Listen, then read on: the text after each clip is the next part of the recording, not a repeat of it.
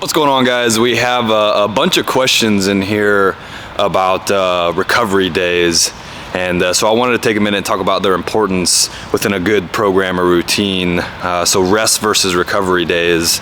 A rest day is just a day where you're mentally, physically off, you're completely disengaged from the program. Those absolutely fit in for people, I think, just as much mentally as they do physically, and you would prescribe probably more of those during certain parts of the year. Obviously, it's November right now.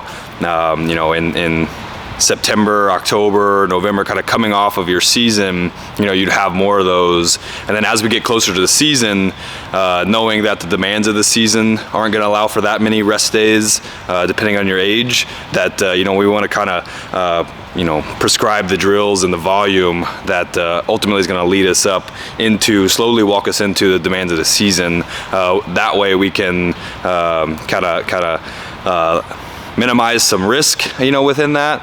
But then we can also kind of mentally prepare ourselves for the daily grind that the season is going to bring.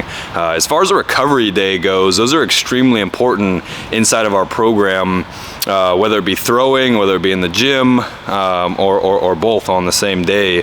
The mentality when you're throwing through a recovery day has got to be like you're walking the dog. You're just moving. You're getting your arm moving. You're kind of getting some blood flow, and we found that as you do this, you recover better, faster, more efficiently for your next high intensity throwing day. So it's just about moving, moving your arm through the range of motion, getting some blood flow, and walking the dog.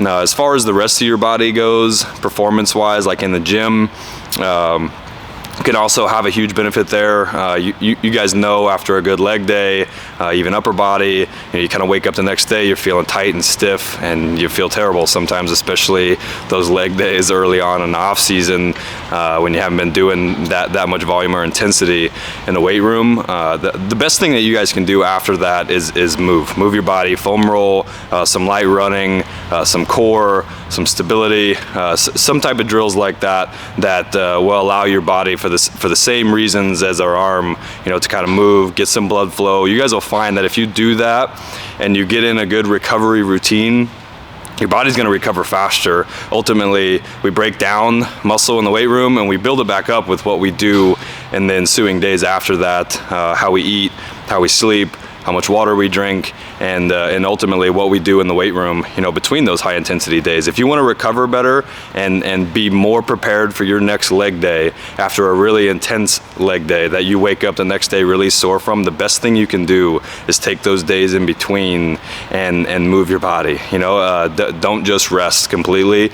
You'll find that if you just rest completely, if you did a lower body day on Tuesday and you have another one on Friday, and Wednesday and Thursday you really didn't move or do much, you'll find that you'll recover way better from some movement and from some routine within those days.